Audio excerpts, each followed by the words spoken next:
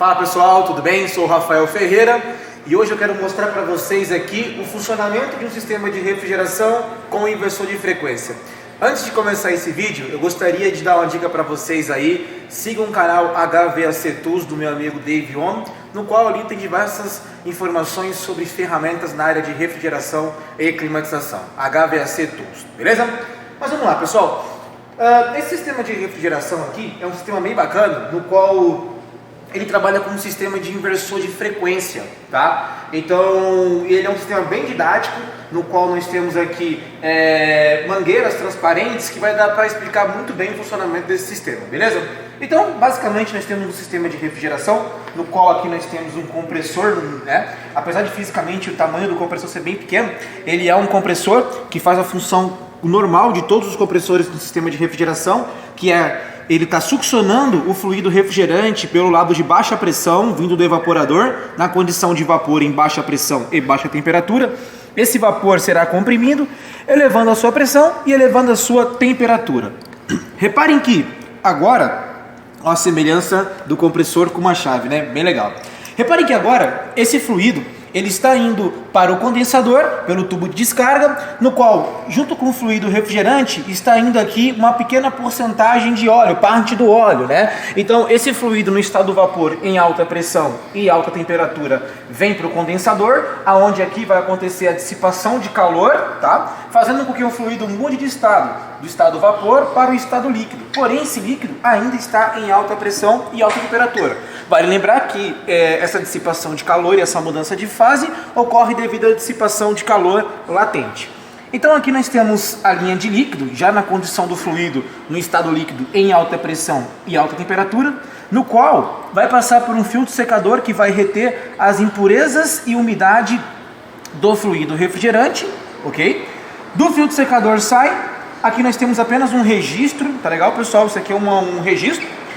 E aí esse fluido ele continua aqui, ó, vem, como vocês podem ver, filtro secador, passa por esse registro no qual ele vai entrar pelo dispositivo de expansão, que nesse caso aqui é o capilar, tá? Então o fluido vai entrar no dispositivo de expansão no estado líquido, em alta pressão e alta temperatura, vai ocorrer a expansão, fazendo com que o fluido caia a sua pressão e caia consequentemente a temperatura. Então esse fluido ele vai entrar no evaporador no estado líquido, e ele vai começar a reter calor do meio a ser refrigerado, fazendo a mudança de fase do estado líquido para o estado vapor. Então, na saída do evaporador, nós temos o fluido refrigerante já no estado vapor, em baixa pressão e baixa temperatura, no qual ele vai novamente para o compressor, começando aí o ciclo novamente. Só um detalhe, né, que o fluido em sistemas de refrigeração, o fluido não entra 100% líquido aqui no evaporador, ele entra a proporção de líquido e vapor, mas a proporção de líquido sempre é maior do que a proporção de vapor, tá legal? Como vocês podem ver, esse sistema ele é equipado com manômetros, tá, medindo a pressão de alta e pressão de baixa. Como eu falei, nós temos um inversor de frequência aqui que está modulando a frequência do compressor. Uma vez que modula a frequência, vai modular o deslocamento volumétrico, e uma vez que vai modular o deslocamento volumétrico, a vazão mássica vai mudar, ou seja, a vazão de fluido ela vai mudar, ela pode ser menor ou maior de acordo com a necessidade.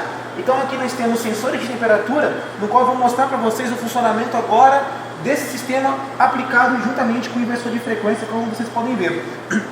Uma das preocupações maiores quando aplicado o inversor de frequência é garantir uma rotação mínima para que esse óleo retorne, ok pessoal? Uma vez que eu tenho um sistema óleo e fluido refrigerante, eu preciso garantir esse retorno de óleo para o meu compressor, tá legal? Mas isso eu vou mostrar para vocês aqui agora no funcionamento dele, beleza?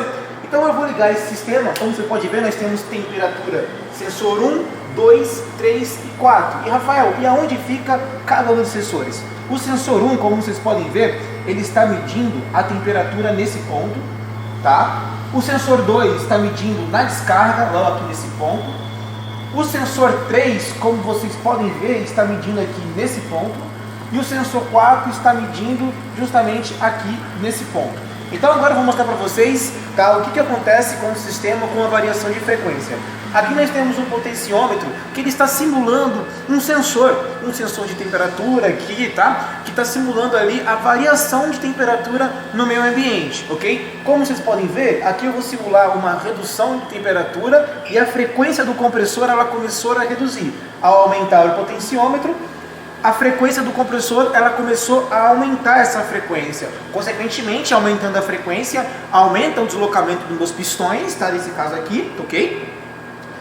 Vai aumentar o deslocamento volumétrico, beleza? E que vai aumentar o deslocamento de fluido refrigerante, ou seja, o deslocamento de massa pelo meu sistema. Vamos simular uma situação no qual eu acabei de ligar no sistema, ok? No qual a temperatura lá dentro do ambiente está muito quente, a carga térmica está alta. E repare que o compressor começou a aumentar a sua frequência. Talvez, não sei se vocês conseguem ouvir o barulho aqui, mas olha só, aumentou a frequência. E repare que ao aumentar a frequência, a queda de temperatura ela é grande, olha só, ele começa a cair temperatura de uma forma significativa, de uma velocidade muito rápida. Por quê? Porque a frequência aumentou, e nisso que a frequência aumentou, vai passar mais fluido no evaporador. Passando mais fluido, a retirada de calor do ambiente a ser refrigerado é maior. Só que a consequência disso é que lá do outro lado, a minha temperatura também aumenta, ou seja, se eu aumento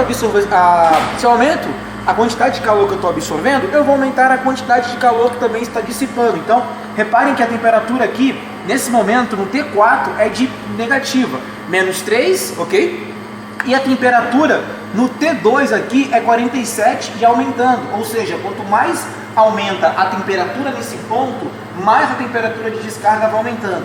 Uma outra observação que eu quero falar com vocês é que nesse ponto, o que está acontecendo? O arraste de óleo também está sendo maior. Por quê? Uma vez que aumentou a frequência, aumenta essa velocidade do fluido e o arraste de óleo, por sua vez, acaba sendo maior. Um outro detalhe que eu quero reparar com vocês é que quando aumenta a rotação, a pressão de sucção ela tende a cair, ok? Enquanto minha pressão de descarga ali, ela deu uma subidinha. Então, o que aconteceu? Aumentou a rotação, aumentou a velocidade. Se aumenta a velocidade, a minha pressão de sucção ela começou a cair. Agora eu vou fazer um sistema no qual eu vou começar a reduzir a frequência. Eu reduzi a frequência, tá? A retirada de calor ela começa a ser um pouco menor, a frequência aqui diminuiu e a minha pressão de sucção ela começou a dar uma pequena aumentada aqui, como vocês podem reparar. Olha só, vou diminuir um pouquinho mais. Ó, diminuir a frequência. Diminuindo a frequência, a pressão de sucção começou a aumentar um pouquinho e também alterou um pouco minha pressão de descarga, tá legal? Então, novamente, só um detalhe, é sempre importante nos sistemas de inversor de frequência eu ter ali um limite de frequência mínima e frequência máxima de funcionamento, beleza? Para garantir o bom funcionamento do meu sistema.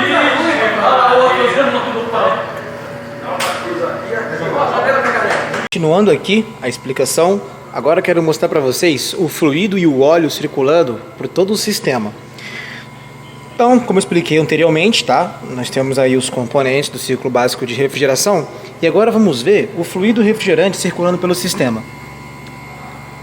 Então repare que aqui na saída do compressor nós temos uma porcentagem aqui, ó, o fluido refrigerante saindo no vapor em alta pressão e alta temperatura, e junto com o vapor do fluido refrigerante nós temos óleo circulando, tá? Como vocês podem ver aqui, ó, olha o óleo circulando junto com o fluido refrigerante. Isso ocorre porque devido ao processo de compressão, parte do óleo que está aqui lubrificando aqui o mecanismo do compressor, ele acaba saindo junto com o sistema. Então aqui nós temos fluido refrigerante, vapor e óleo indo junto com o fluido aí, ó, para os trocadores de calor. Então aqui, inicialmente, está passando fluido, refrigerante e óleo. E cada vez mais, ó, ele está circulando pelo sistema. Ó, aqui, ó, fluido juntamente com óleo. Na saída do condensador, nós já temos o fluido refrigerante no estado líquido e o óleo circulando juntamente com ele. Então, tudo isso vai percorrer o circuito de refrigeração, passando por filtro, por tudo, pelo dispositivo de expansão. E agora eu quero mostrar para vocês aqui no evaporador. Aqui nós temos o dispositivo de expansão capilar e olha só, repare que na saída do capilar eu tenho ali, ó, uma injeção de fluido refrigerante líquido saindo aqui no evaporador. E hora em hora também, né, o que acontece? Junto com... Aqui o fluido não é 100% líquido. Aqui eu tenho uma porcentagem de líquido e vapor, tá? Lógico, uma maior proporção de líquido nós temos aqui, tá? Mas também tem uma pequena porcentagem de vapor. E juntamente aqui com o fluido refrigerante, que é uma porcentagem de líquido e vapor, também tem óleo, tá, pessoal? Então, o óleo que estava vindo de lá também vem para cá, ok? Quero repetir e reforçar a informação que aqui eu tenho uma proporção maior de líquido e uma pequena porcentagem de vapor, no qual, ó, pessoal, tá vindo aqui para o sistema, ó, tá vendo aqui uma película de óleo passando aqui pelo sistema.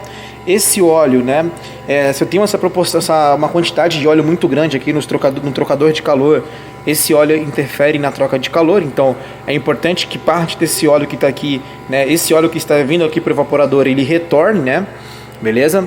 Então, ó, aqui está retornando aqui o fluido refrigerante já no estado vapor, juntamente com o óleo. Vocês podem ver que está até molhado, né? Porque aqui está acontecendo aqui, né, a condensação do ar. Tudo bem? Então, ó, vocês podem ver aqui, pessoal, lá, fluido no vapor e óleo. Aqui, ó. Agora eu vou aumentar a frequência para vocês verem o que acontece. Aumentei aqui a frequência no máximo, tá legal? Então o que acontece, ó, o fluido começou a aumentar a velocidade aqui, ó. Ou seja, a vazão máxima, a vazão de fluido refrigerante circulando pelo sistema aumentou.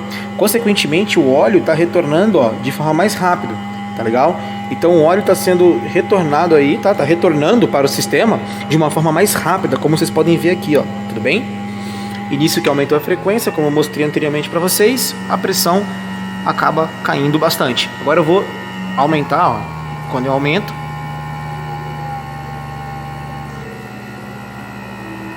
a pressão vai dar uma subida aí, ó. É quase imperceptível aí, mas ela sobe um pouco a pressão.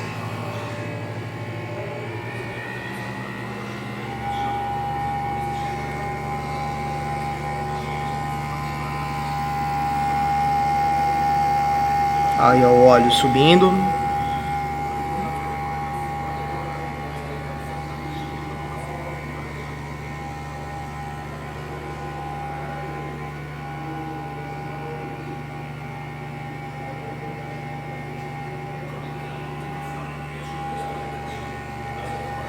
Temperatura de entrada do evaporador, temperatura de saída do evaporador, temperatura de descarga na saída do compressor e temperatura na saída do condensador.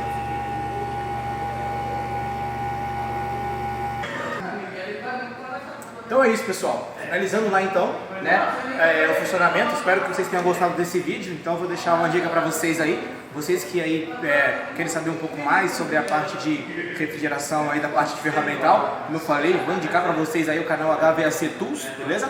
E também o canal Rafael Ferreira Refrigeração, que está aí também disponível para vocês no YouTube. Um grande abraço para todos vocês, muito obrigado e até mais.